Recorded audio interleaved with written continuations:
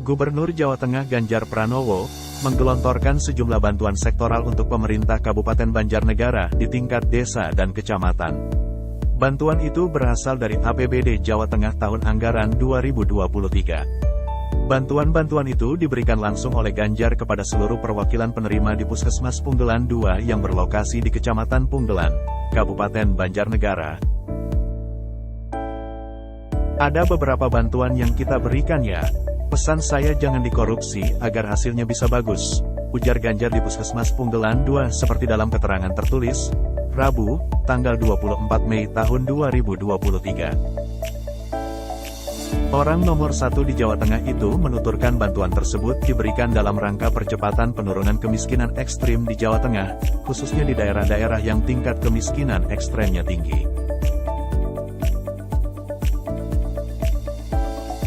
Langkah tersebut dinilai sebagai upaya intervensi pemerintah dalam menyejahterakan masyarakat.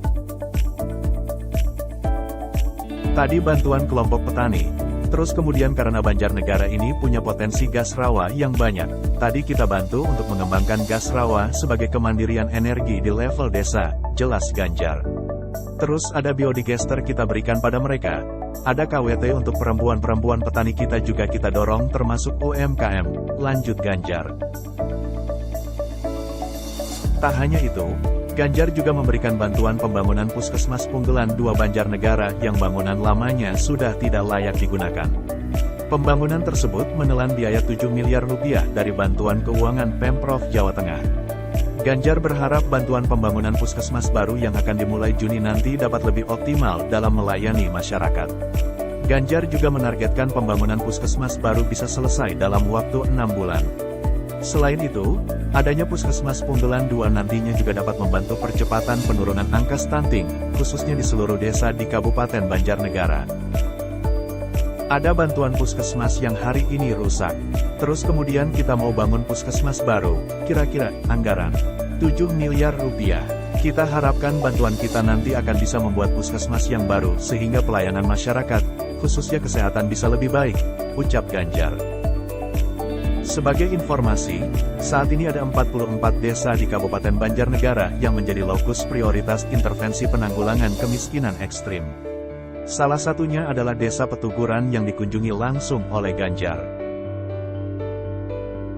Sebelumnya Gubernur Jawa Tengah Ganjar Pranowo menghadiri rapat evaluasi pelaksanaan APBD tahun anggaran TA 2022 dan persiapan pelaksanaan APBD TA 2023 bersama jajaran pemerintah Provinsi Jawa Tengah. Rapat itu membahas sejumlah perencanaan alokasi anggaran dan belanja daerah menggunakan APBD TA 2023 senilai 25,73 triliun rupiah dari pendapatan daerah. Untuk alokasi belanja daerah Jawa Tengah tahun 2023 sendiri, yakni 26,30 triliun rupiah, atau defisit 572,2 juta rupiah. Ganjar mengatakan, percepatan penurunan kemiskinan ekstrim masih menjadi poin penting pembahasan, khususnya terkait data pasti soal jumlah penduduk miskin di Jawa Tengah. Dari data kita melihat beberapa indikator yang mungkin tidak akan tercapai, maka kita sampaikan satu soal kemiskinan. Bagaimana perbaikan datanya agar target itu bisa diselesaikan, ujar Ganjar usai rapat di kantor Gubernur Jawa Tengah, Kota Semarang. Untuk memperbaiki sistem pendataan penduduk miskin di Jawa Tengah, Ganjar beserta jajarannya tengah menggodok program e-Verval atau elektronik verifikasi dan validasi. Selain itu, akan dibentuk tim khusus yang bertugas menghitung dan memastikan jumlah penduduk yang masuk kategori miskin maupun kemiskinan ekstrim. Bisa kita buatkan e-Verval, elektronik verifikasi dan validasi, itu bisa kita dorong sehingga tidak tumpang tindih. Maka perlu kerjasama dengan kabupaten kota dan desa hingga kementerian, katanya.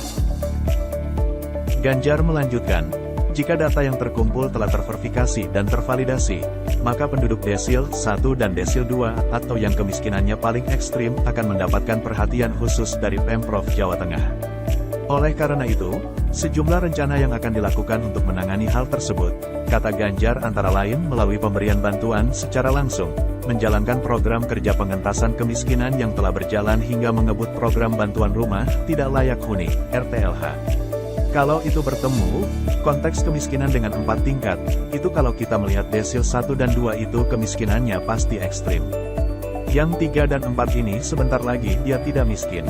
Maka yang ekstrim ditangani khusus, jelas Ganjar. Itu yang dalam program yang disiapkan kita sudah kerjakan. Tapi kalau dengan data yang ada desil 3 dan 4 bisa kita dapatkan ada di mana, rasa-rasanya treatmentnya tidak terlalu berat, lanjut Ganjar.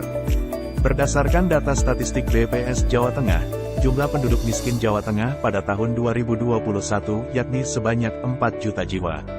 Sementara pada 2022, angka kemiskinan turun menjadi 3,8 juta jiwa. Persentase penduduk miskin yang pada tahun 2021 berjumlah 11,79% pun turun menjadi 10,93% pada tahun 2022.